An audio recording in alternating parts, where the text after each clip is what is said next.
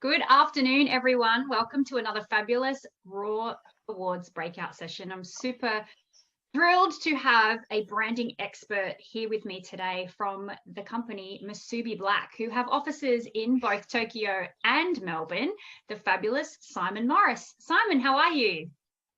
I'm very well, thank you. How's you're in Melbourne? You're Melbourne based? Yes. Yeah, you guys have been in lockdown for a long time.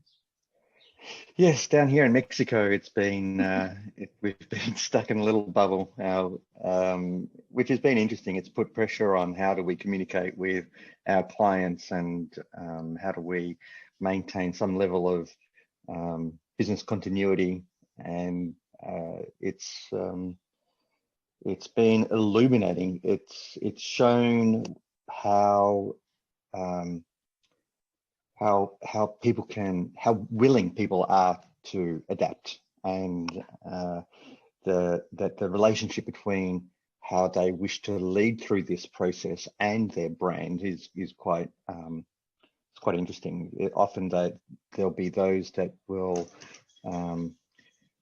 reject. We've had some clients that reject the entire process of lockdown, and it's also reflected in their brand, where they've been trying to maintain status quo, which as where the rest of the world is trying to find a new normal. How do we break status quo? How do we challenge what that normal is? How do we forge a new path post COVID? How do we take this opportunity during this period to establish ourselves and position ourselves in the market as one that stands up for either values or a new narrative or a new social standard, and it's those ones that have been quite exciting to work with, and also willing to explore different technologies and different platforms, different ways of communicating, not only with each other to maintain continuity of projects, but also how they can build a different type of community outside of just pushing messages out. It's definitely making people really think outside the square in their businesses. I love that your brand motto is think it through. It's a great motto. But for those that don't know about Musubi Black or about yourself, are you able to just tell everybody a little bit about what you do?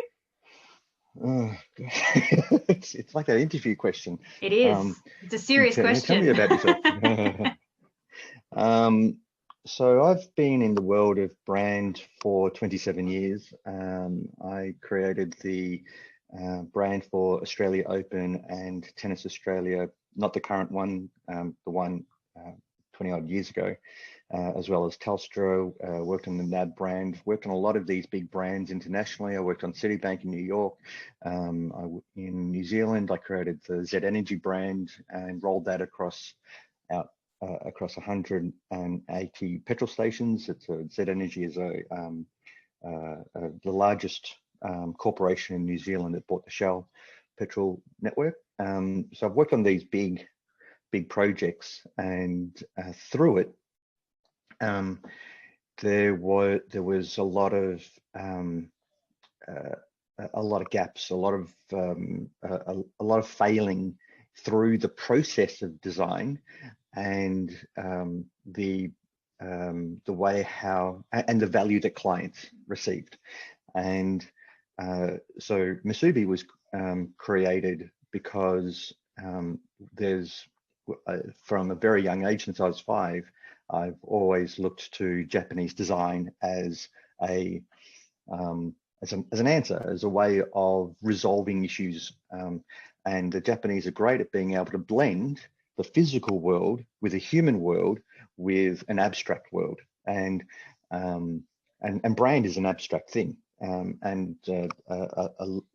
There's a difference between a logo and a brand. A brand is everything, but what people expect from a logo is that it is packed in with all of the meaning and ideas and values and into this one logo. It's like a zip drive, and then everything that they experience with the brand is released and packed in a way that is meaningful, and it engages and reinforces their perceptions and ideas. And but through the process with brand agency and client, the client will say, this is what we're trying to achieve. And a traditional brand agency would then say, yes, we can do all that. And then automatically just go through their sausage factory process. And that really annoyed me.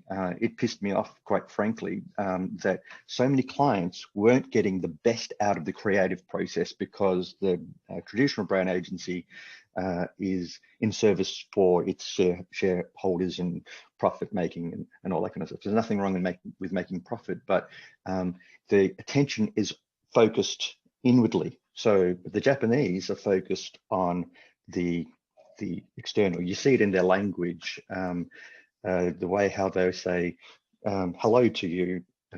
It's with a respect of your feelings. Oh, konnichiwa. So that is to it's not saying hi. I'm saying hi to you. It's saying, how are you feeling? I'm trying to get a sense from you. And hajime mashite, which is the follow on to say nice to meet you. Its actual translation is treat me well. And so it's from that other person's perspective to understand it from their perspective through their eyes. And that's the key thing, is that when we're working with clients, we need to understand what world is it that they're trying to really resolve. And often 99% of the time, it's a whole range of these human issues. We have to deal with culture, we have to deal with customer engagement, we have to deal with the human performance within an organization, and brand is able to seep into all of these little gaps and stuff, and that's the power. That's what a good responsible brand agency looks for. They spend time to think through what the organization is trying to achieve, what are people trying to achieve, what's the measures of success. Often challenge some of those measures, and because sometimes those measures are seen through old traditional ways of doing something, and then helping to reframe what that real measure is, and then map out a solution that answers all of those things that is based around them. So it's not about how we can rape and pillage the client and profit maximize and then go out to the big wide world and go, aren't we great? We would much rather have a client that's going to be with us for a long period of time, because we are constantly looking at where we can help them. And if we are thinking, sorry to cut you off. I was just going to say, I love that you talk about the evolution of a brand, because I think when a lot of people start businesses, they're in services or products, and they might make their own logo, or they, it's quite simple.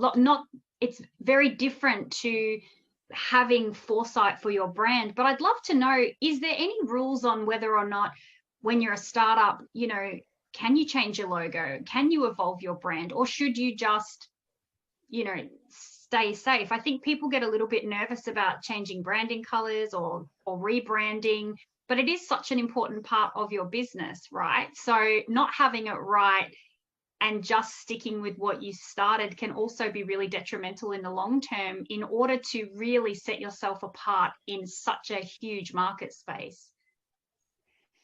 Yeah, so it's okay to change the clothes of the business. What is more important is that if you start off small, and if you have created your own logo and you have your own colors and things like that, there's a rationale behind all of it. It's being able to define that rationale. Why am I in business in the first place?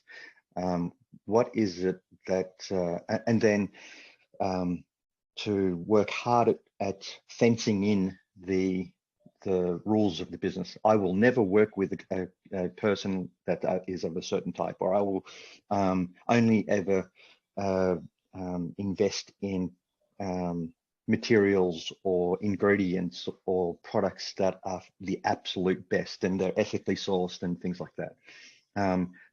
That rationale gives you a platform to evolve the brand. It can look different. It can start to express different. As your business gets bigger and more substantial, then you may wish to express that size differently, and so you can evolve the logo and the look and feel, and we see that in a lot in the with the big corporates.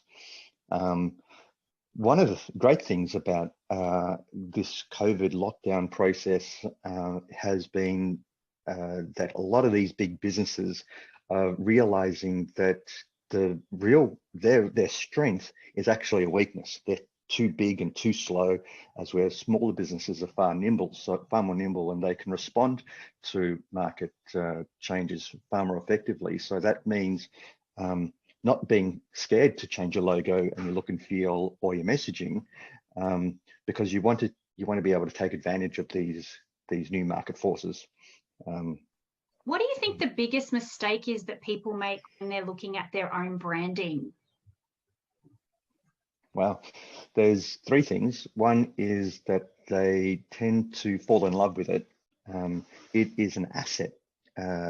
It's okay to love the business and the brand and the idea, but to say I never ever want to change the color or that kind of thing. Those things can evolve and change, because if you do move into another market, say from a Western market into an Asian market or into a European market, colors mean different things to different people. So there's certain things that you need to feel like. So one of some of the mistakes is that they fall in love with it. Two, that they don't understand the economic power of a brand, and to ensure consistency, and there's a difference between consistency and and consistently repeating a message over and over and over again. Consistency across website, social media, the look and feel of things all need to be in harmony with each other. So a small business a mistake is that they focus on one thing. I've got my website, but your entire digital ecosystem needs to be consistent. And then another mistake is sometimes people will not budget properly. You need to have more money coming in than going out. So don't worry if you don't have the money to spend on advertising on Facebook or something like that. And it's okay to still focus on growth. Don't try and don't invest in something too fast. Take your time. It's okay to not rush it, and to slowly build up stuff. So they're the key three things. Underneath all of that is data that is to measure your performance and success and what's working and what isn't. And don't feel like because I'm small, I'm insignificant. There's a lot of anxiety over, or there's a low self-esteem attached to the size of the business. Being small, we work with people all around the world.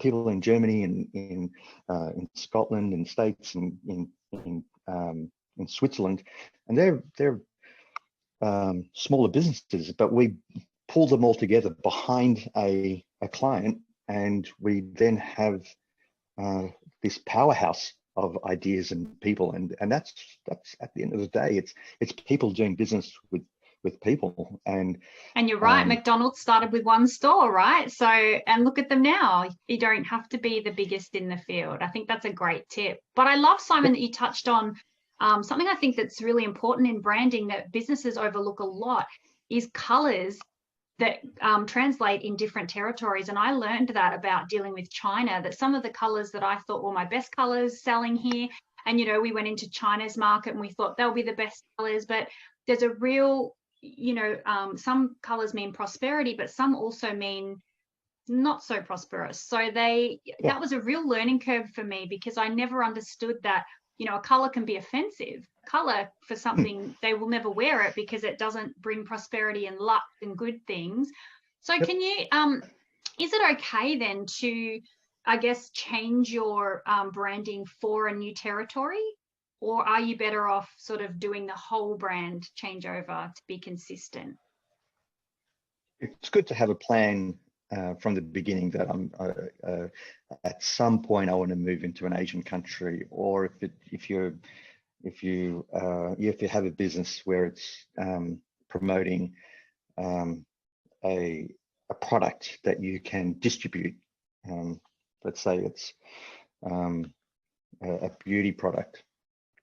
The approach to the colors, you don't necessarily have to change everything about the corporate brand or the business brand.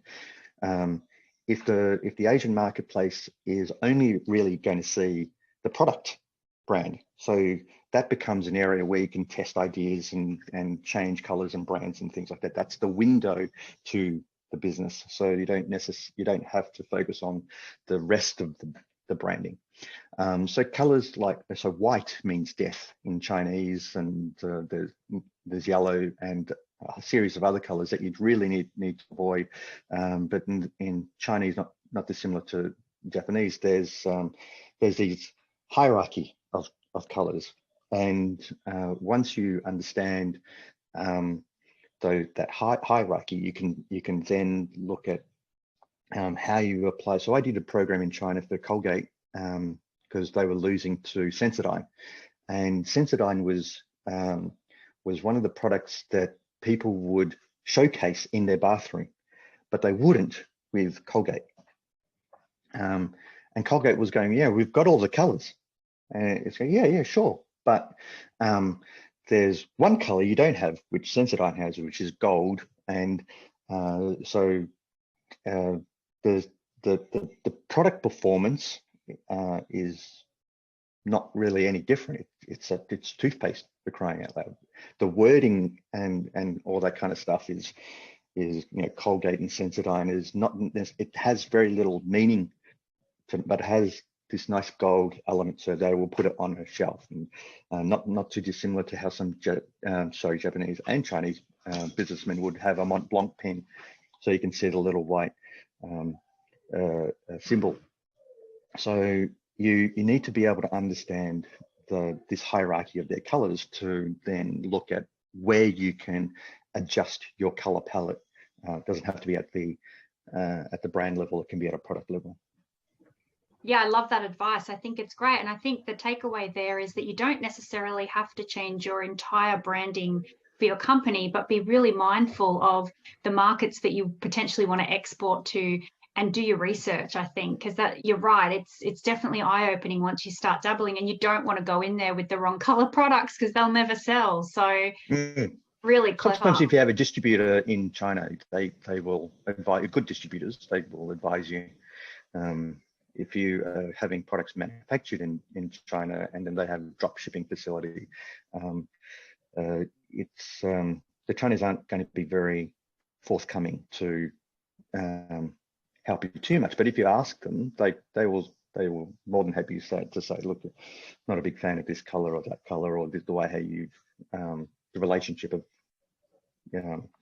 So long as you can catch anything at the manufacturing production level before it goes out to make adjustments, then that's great. But you have to be constantly questioning through the process. Is this right? Is it going to work? Yeah, good point. So you mentioned earlier that you're in Melbourne.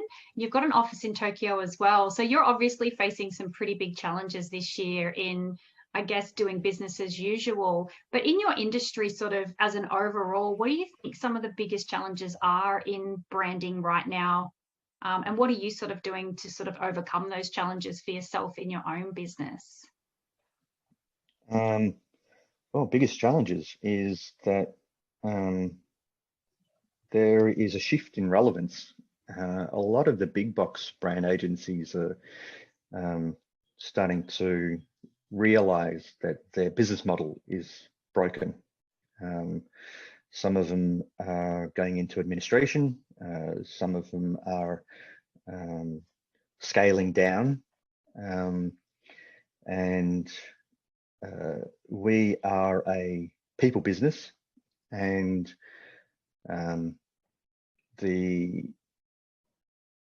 we don't have to be in an office. So,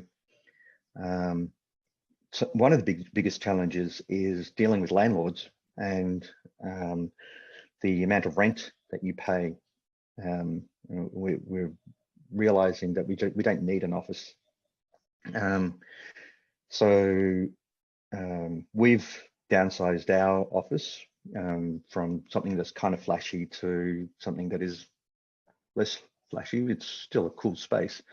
And there's me and two other partners. We have equal share in it, and so our challenge is, how do we should we maintain a working from home business model, or should it be working from the office for certain days of the week and then working from home the others? So that's one challenge within the industry, is trying to get the relationship right between what is considered required by a business to be seen as legitimate, and then there's the pricing model, which we've adjusted how we charge clients. The traditional approach is a set of phases, and then there's a fee for each phase. Complete this phase, this is the invoice. So we now have a flat rate over a certain period of time. So the client, and then we because we are reducing our overheads, we can then review the way how we charge clients. So it's a bit more comfortable. If it is so we have a few small businesses as clients, and we said, well, what can you afford? Without having that angst of, well, we have to cover the insurances and rent and blah blah blah. All that. I mean, we still do, but it's a much lower rate. So what can you afford? And they go, well, we can afford this. And we went, well, okay, well, how about we just divide that amount over a certain period of time? And how does that amount per month suit you? It doesn't change what we do or how many hours we're working for it, for the client. It just makes it a lot more comfortable for the client. It's opening a lot of opportunities, isn't it? And I think we've changed our expectation, like you said, of what may have been expected from a client's perspective. Now we've all had to work from home and really had to shift, but it's seemingly like now we can do business at the top, party down the bottom, and it's acceptable. I can wear tracksuit pants or Ugg boots and nobody knows, but I just have to look presentable at top, and I'm still doing the same business. So I know you can't see.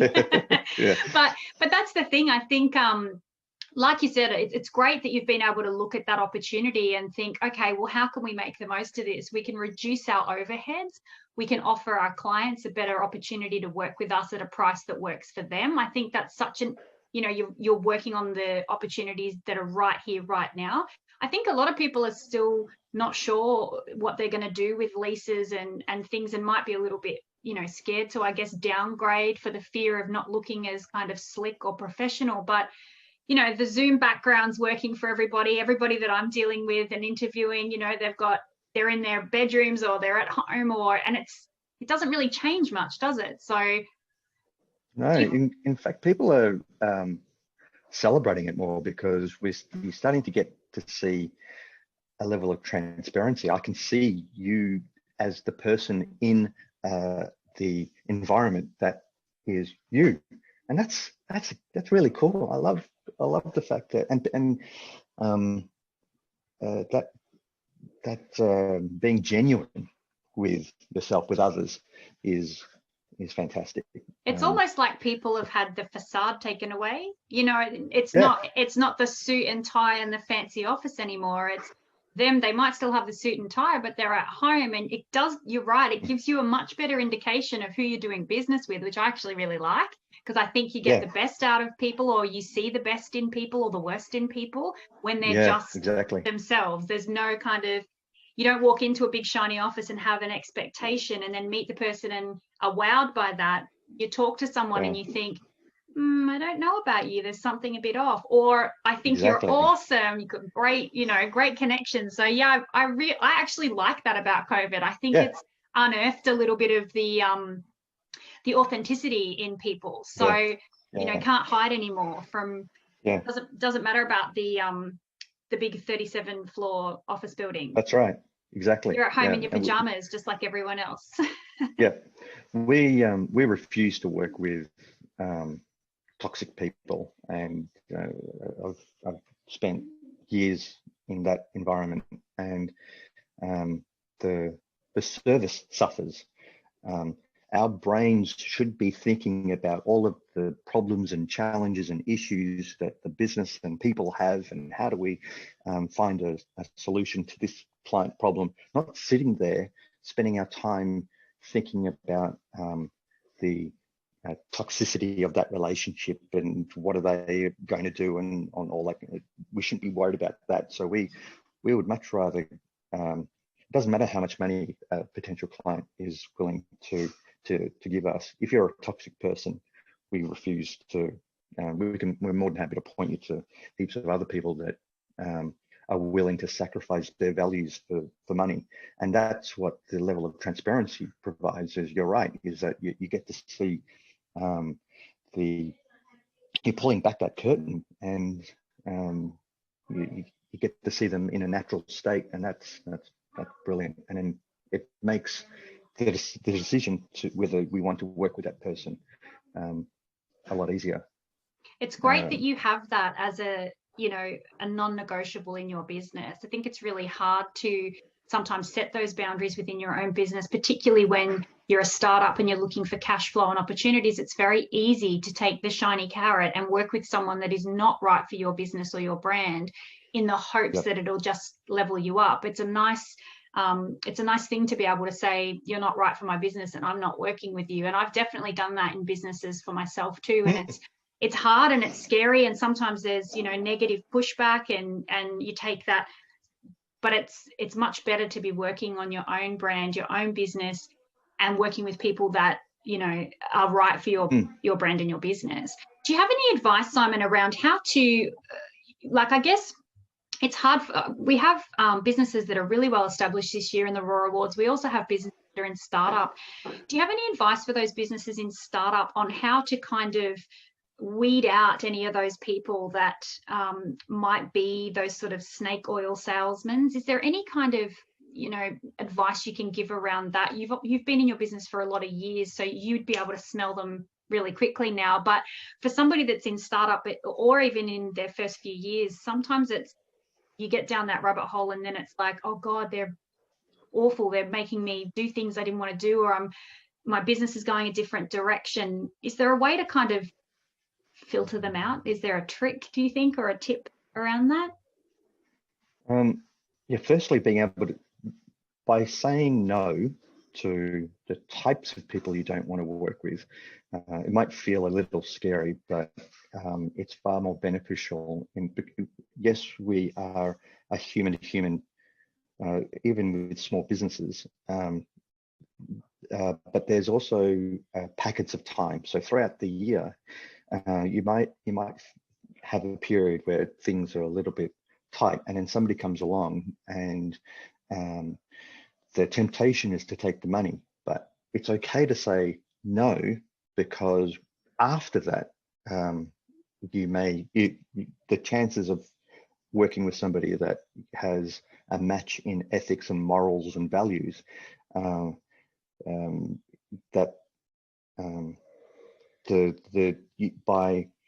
by being strong and steeling yourself to say no to, that discipline is an important skill. And every single time I have, and our business has gone, oh, look, this could be good. It's kind of a bit like shopping when you're looking at and go, oh, maybe. No, if the thing isn't saying I have to buy it, that top, If you're going maybe, then don't buy it. If there's Yeah, a good maybe advice. attached to it, then don't invest in that relationship, because it's a relationship. You'll be having to build the relationship with the person before you build the commercial aspects. So then there's a series of questions that we ask. Usually is right up front. We ask, what do you want to change? Actually, let me go back. There's most parents will ask. Sorry, I've got.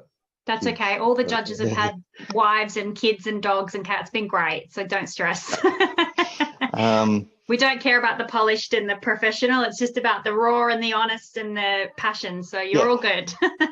So there's a series. It's a bit like when adults ask kids, what do you want to be to grow up? That's the wrong question.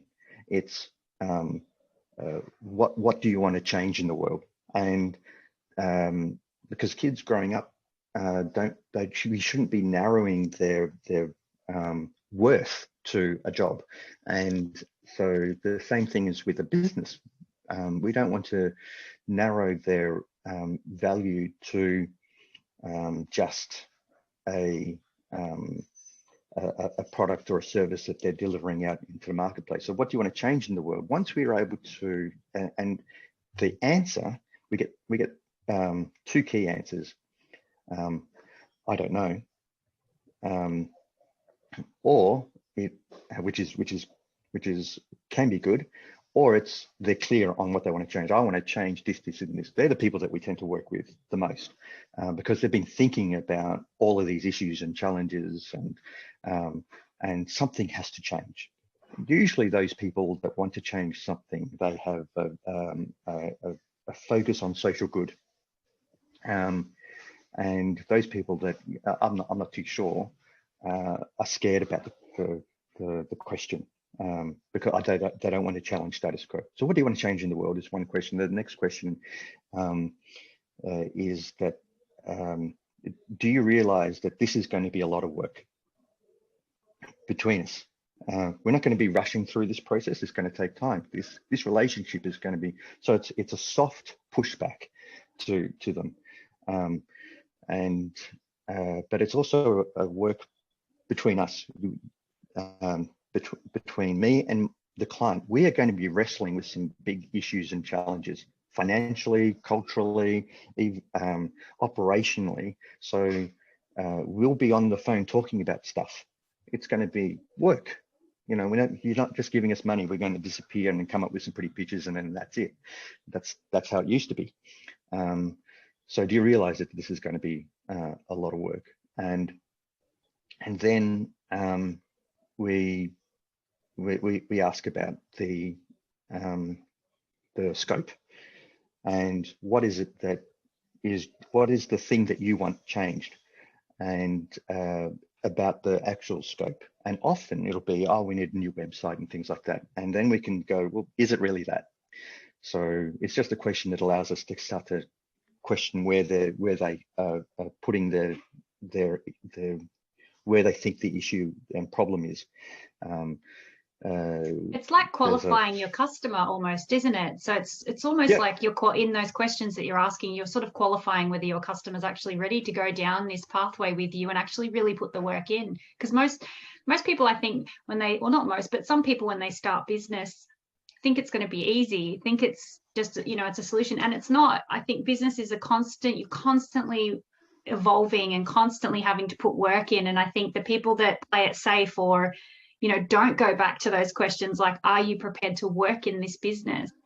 It's like qualifying the people that you're going to work with and knowing which ones are going, yeah, I'm rolling my sleeves up and I'm ready to get in there. Put me in, coach.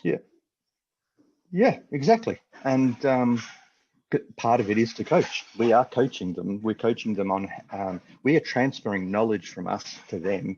At some point, we will be reducing our involvement, and we want to make sure that they're armed with as much knowledge as possible to manage their brand, to make a decision on that's off brand or on brand. And that isn't just about colors and look and feel. It's about its intent in the marketplace. And the language, it could be a photo or an image that they they might, even if, sorry, my dog is eating your legs. I was just going to open it up. Someone who's listening in. No, that's all right. Someone who's listening in on this call today who has a very strong sense of brand is the fabulous Joanna Constable from Happy. We call her Happy Jo. She's very, very happy. And she has a fabulous. Yeah, this is Rainbow. See, she's brand everywhere. Jo, did you want to jump on and say hi? I'd love for you to be introduced to Simon. And just, you might have a question about branding and stuff. You could pick his brain, but just to say hi, this is a woman that lives her brand through and through. Her car is a rainbow. Her house, she's a rainbow. She's, I think you just. Hello. Oh, you just got to unmute, Jo. Hello, hi. I'm actually multitasking here. I'm sewing on rainbow buttons on my products as I'm listening. But yeah, look, I think branding for me has been amazing. It was so good this year. I was able to get a car and put a rainbow on it. The amount of kids that see this rainbow on my car go, oh, there's the rainbow car. And I had an electrician come over today and he said, you're the Palanque lady. You're like, do you know about the Palanque? He goes, yeah, everyone knows about the Palanque. We see a car everywhere. So the rainbow colours to me was interesting because when I started 11 years ago, to me it was about selling it to kids. I have a kid's bed. That's what I make. To me, the rainbow colours made kids happy. But it was interesting, like 10 years later, some people might think that it's gay. I didn't even consider that the rainbow was the gay colours and, maybe that was, knocking out a big proportion of people, but I'm still just sticking with the rainbows for the kids and never, ever even considered that it was, the gay colours. But it's working. So were you suggesting that there are people that have a negative reaction to it because they're homophobic? I think maybe, yes. Like especially in Sydney, I sell to regional areas across Australia and the rainbow fabric is my number one seller. But there would be people in Sydney that wouldn't buy my product purely because of my rainbow fabric. Yeah, but see, that's a good thing. That branding, there's a level of discrimination. That this product is for a certain type of people, but it's not for other type of people. Yeah. And that has to be. It doesn't have to be. Sorry for the definitive language, but it's important for the marketplace to understand where the edges are of a brand. That's a great piece of advice, Simon. Your brand and business don't have to be for everybody. Your brand and business can be for you and who you're, like the audience you're trying to capture. I think I've definitely done it in my businesses before where I think, oh, I'm going to sell to everybody. My product will suit everybody. And it doesn't have to. I think it's a great point. And Jo definitely has gone, okay, you don't want to buy my product. You're not my market, but this is my market, and has continued to grow and evolve her business. That's a great piece of advice. Don't worry about the people that aren't buying. Yeah. Thank you. That's great. Good job, Happy Jo. Stick with the rainbow. Yeah. And Mel Hark's on. She's got a really fun product. Mel, did you have a question or did you want to jump on? Yeah. Hi, everyone. So that was actually some really nice, solid thoughts in terms of the brand isn't for everybody. And I think my business is just 2 years old, but I've already been through a rebrand not that long ago where I had a vision from the start, but I just didn't invest and I kind of just created it all myself at the start. But finally now I went for it and have created what I always wanted. So I'm really happy I did that. But my product is kids Play-Doh. So it needs to be for kids, but also it's for mums. So we've gone really nice and bright. But I think the question I wanted to ask was not just about the design of a brand, but also I guess the personality behind it. I find that I go through phases of spending a really lot of time on like Instagram and social media in stories, and a lot of my followers and people know that Mel is Wild Dough, and you know it's Mel's business and Mel's the person behind it, and I've really tried to kind of position me as part of that brand too.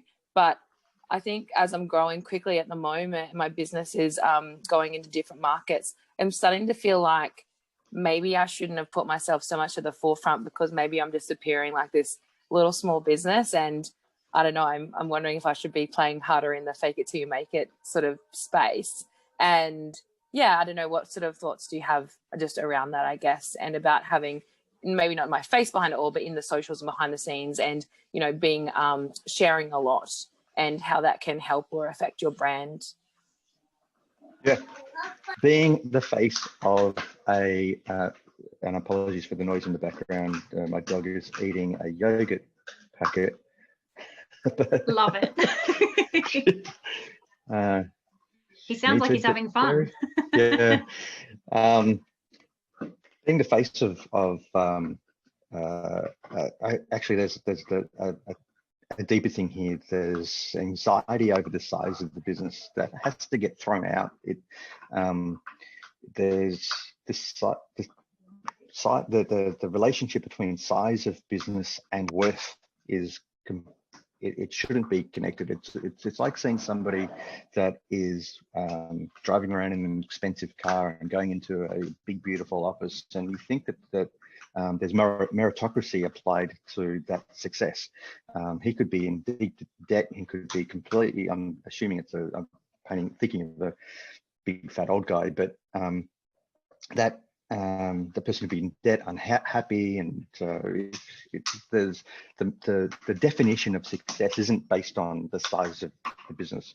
That's what the first thing, because we through technology we can be dealing with 90% of the population is in the Northern Hemisphere.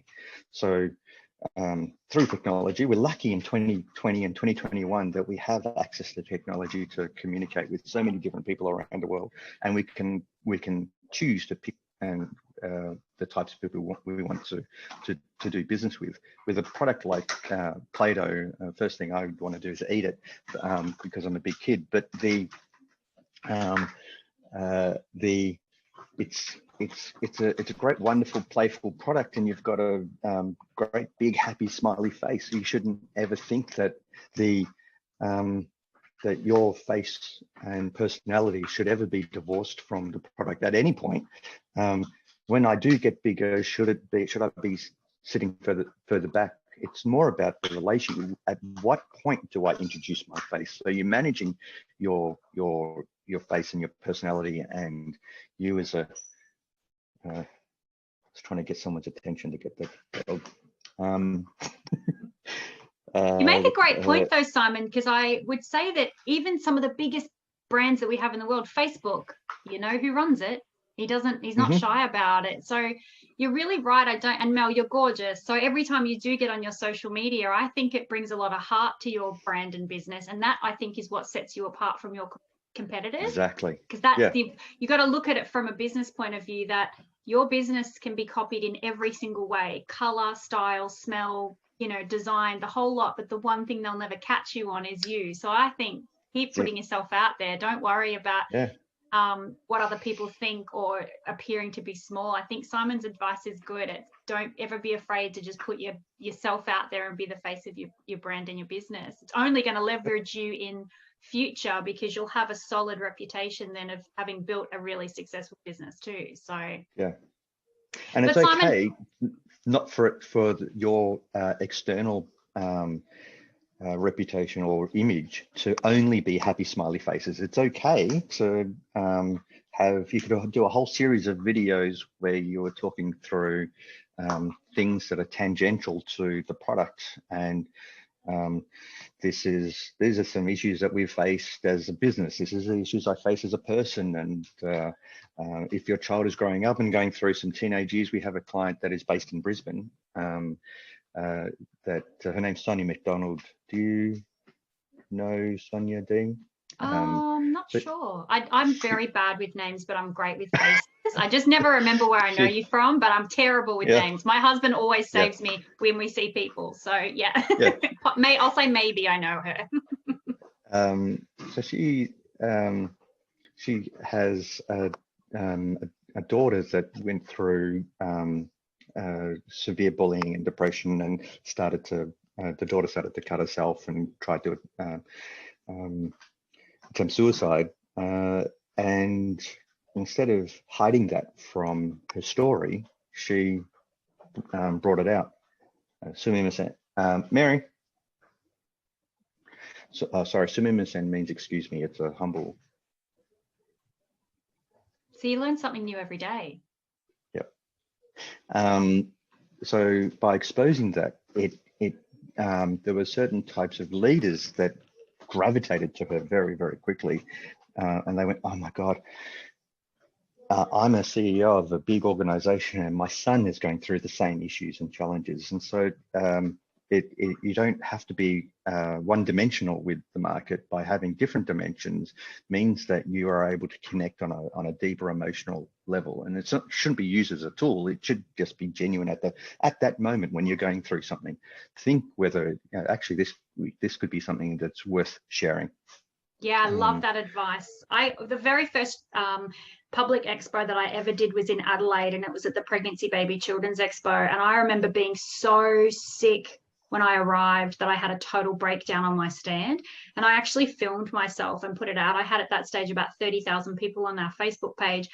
I just had this total emotional breakdown, and I shared it with my audience. And I cannot tell you how many people came to that expo, and they bought cookies, and they bought me bottles of water, and they gave me hugs. And I was still really, really sick. So I felt like I was sharing my flu. Thank God it wasn't coronavirus era, or it would have been locked up. But it was such a nice thing, because I was just being really honest. I was like, I'm dying. Like, if I'm not, being myself, it's not because I don't want, you to come and experience my product or my business. It's just that I'm literally like dead on my feet. But it was the best thing I could have done, because everybody rallied around me. And I think, the warts and all story, sometimes a little bit more relatable too for people. The glossy, I'm living a yacht lifestyle in my multi-million-dollar mansion with my nanny and my cook and my personal trainer. And, it's a little bit on the nose, because you're just like, well, tell me something about, tell me something real, tell me something that's challenged you or that, you've experienced. So you're a very wise man, Simon. Has anyone ever told you that?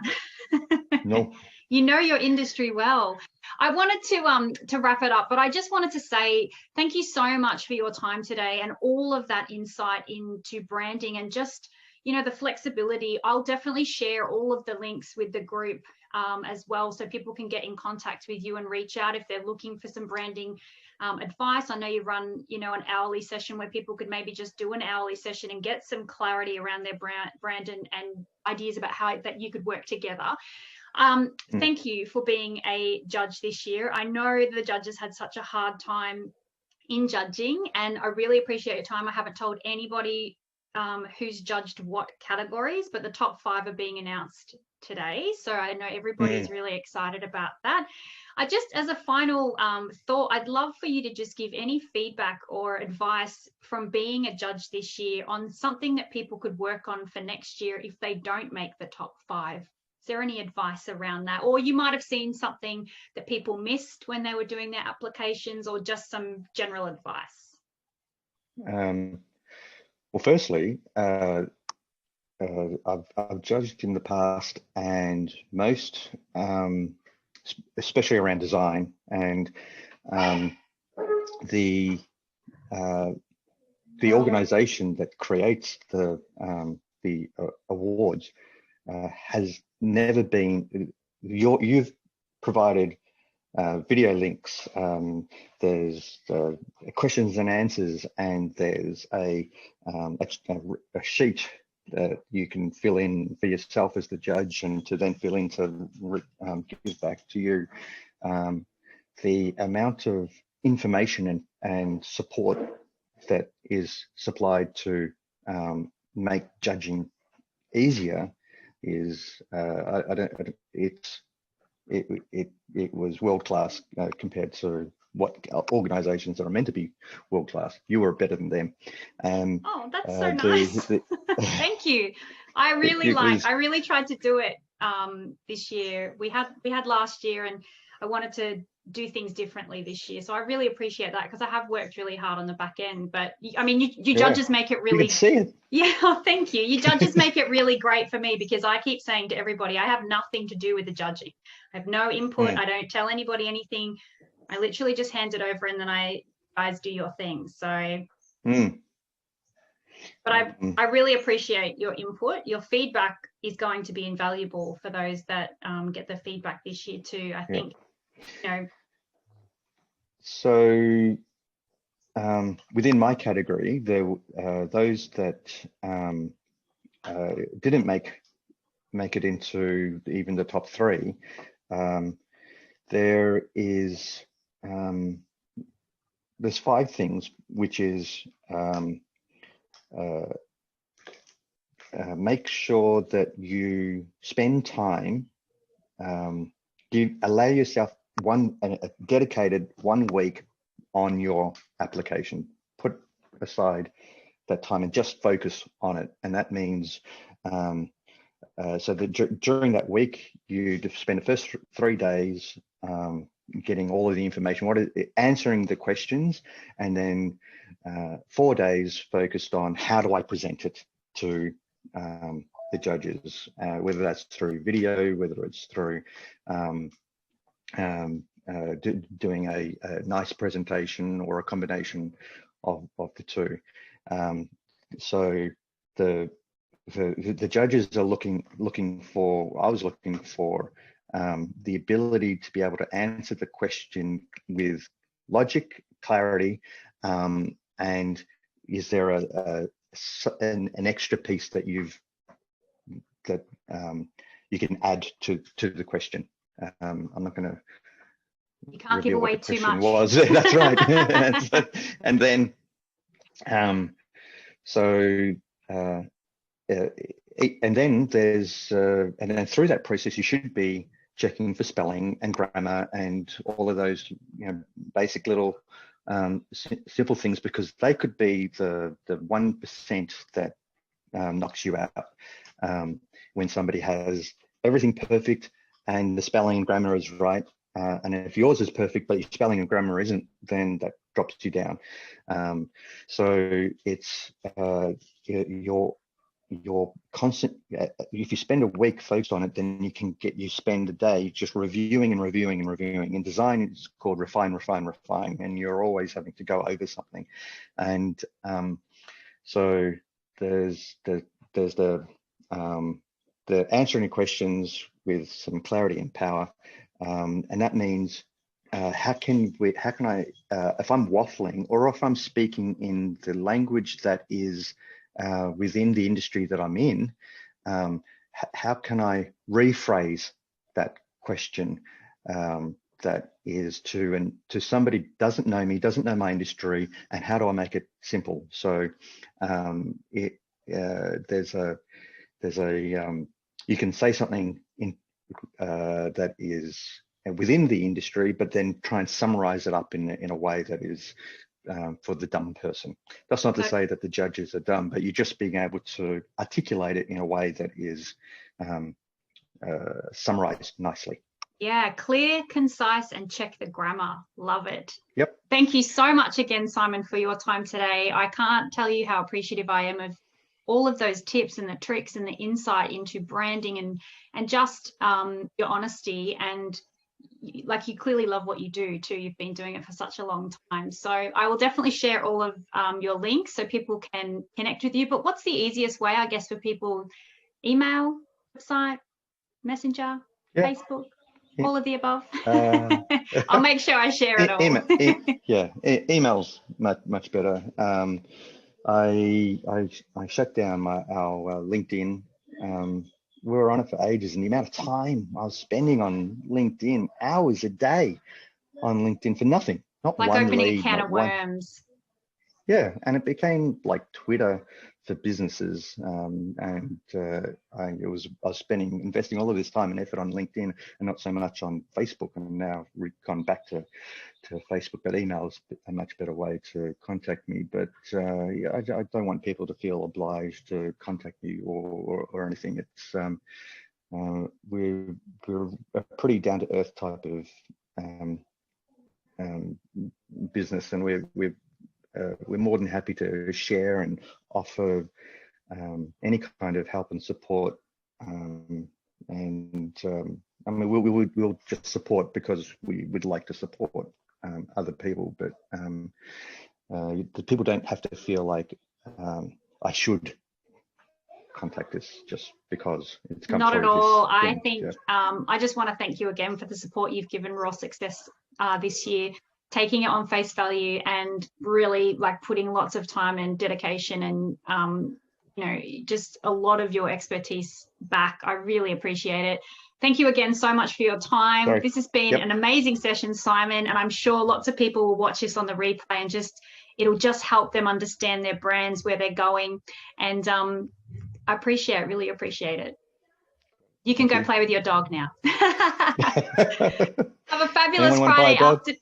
I was going to say, have a fabulous Friday afternoon. Public holiday for us Melburnians, Victorians, I should say. Yeah. Yes. Yep. Enjoy. For throwing a ball around or something. I'll take the day off is all I'll say. Yeah. So Yep. Thank you again. Have a fabulous afternoon. Yep. Bye. Done. Yeah. Bye-bye.